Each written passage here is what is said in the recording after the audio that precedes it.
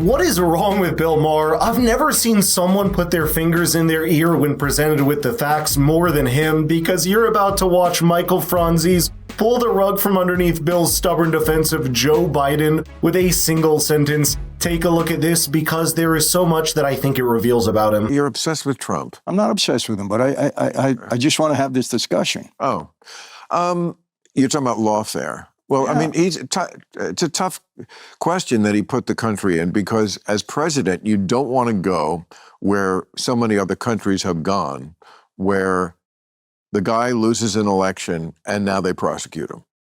Because they prosecuted him while he was president also with 2 impeachments. Yes, because he does commit crimes. So the idea that, well, it's just lawfare going after him, it's not lawfare if the guy actually did commit crimes. And again, you have to weigh that against what's the better tact, because you don't want to become that country where as soon as somebody leaves office, they prosecute them. What the president gets to do should have broad protection. That's true. Because when you're president, you do have to make difficult decisions, like we may have to bomb you. Mm-hmm. And so you can't, you know what? Okay, you can't just be called a war criminal for everybody you bomb. Sorry, that's just the way of the world.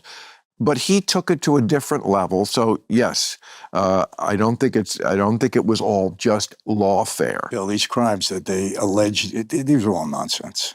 They're not all nonsense. I just listed why they weren't. No, You don't care. You just like him. I like who you like. I don't like listen him. to the logic about it or the facts. You just like him. It's okay. I'll give You're you entitled. Let me give you logic. Just don't bullshit me, man. So let me get this straight. Bill Maher believes a president needs a degree of immunity for innocent people that pass away in bombings abroad, but has no idea how that dwarfs the actual reason that Donald Trump was even called a convicted felon in the first place. Let's not forget the 34 felony counts brought out against him for hush money payments were at best a bookkeeping misdemeanor in the state of New York, which were leveled up to felony charges by using every trick in the legal playbook. Not just that, even the statute of limitations had run out by the time these charges were brought in New York, when prosecutors even had to use the COVID-era pause as a justification for still bringing in charges. Does Bill Maher not see that none of this is normal?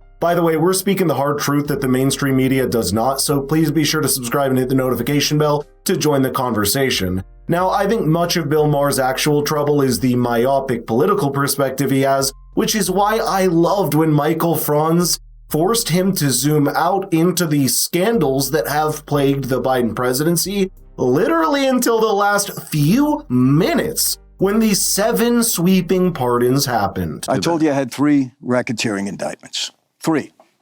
Okay? I know the statute inside out and upside down. We're back to you now. No. I'm coming to a point. I will tell you this. The information and the evidence that was uncovered by the GOP investigation on Joe Biden and Hunter Biden and his family, there was more evidence than there was in any one of my racketeering indictments. Joe Biden is treasonous. Yeah, listen to me. No, I agree. I'm agreeing with you. Okay, he's treasonous. He's not treasonous. Yes, he is. He sold out his vice presidency. That's treason for money. You just don't like him, so that's treason. Bill, but your guy... Bill, no. Let me tell you. You know why I don't like him? I don't like him because he's a liar. No, let me finish my point. I didn't say anything. He's a liar. He was never competent to be president. He lied he lied about everything. The guy lied about... I'm not a huge fan. He lied about the laptop. He lied about everything. He had 51, him and his cohorts there, got 51 intelligence agents to lie about the laptop after they knew that the FBI had authenticated it. Absolute liar. Okay. And you know what? The reason there's no reason that Bill Maher can even counter that is because Joe Biden knew the source of his troubles was about to be Hunter Biden's laptop, and he nipped it in the bud with the presidential pardon, because otherwise it would have been one of the first things to reopen investigations for who the big guy was in the Hunter Biden emails, wouldn't it? When 10% of the payments from a Chinese energy company were earmarked for this shady figure that many believe was certainly Joe Biden, allegedly. And the fact that we'll probably never find out now due to the legal clean slate given to Hunter Biden for over a decade for crimes he may have committed should be infuriating or at the very least indefensible. You need perspective to see that, and I have to say the Democrats and progressives do themselves a lot of damage by needlessly coming to the defense of a president that proved he has always looked out for himself. That's exactly what I saw from Bill Maher next, as he minimized the scandal around the Biden family while only digging himself into a deeper and deeper hole. If we were at war and he was selling secrets to them, we weren't. Well, how do we know what he did for the money? Bill, how do we know what he did for the money that he got? He got his ne'er-do-well crackhead son a job in an energy company when he knew nothing about energy. Is that okay? It's not okay, but you have no perspective on what is the bigger crime. You just like the guy you like. No, so I don't. Everything he does, you see through rose-colored glasses. Bill, you're wrong. And this other guy, no, you're wrong. It's okay. You're It's what most of the country is like. I would tell you. Just don't ask me to respect it as critical thinking. I like Donald Trump for the policies that he put into this country, and I think during his time as a president, I didn't know him before that. I met him one time. 30 years ago with Roy Cohn. For 5 minutes, he probably wouldn't have even remembered me. We had a little meeting. I had to meet with Roy Cohn. He happened to be there. That was it. I don't know him. I have nothing to do with him. Let me tell you something. I'm not in awe of anybody. I just like the job he did as president. I don't care about anything else. And listen, I have a podcast, and I tell my people straight out, if I see Donald Trump doing something wrong, I'm going to hold him to it.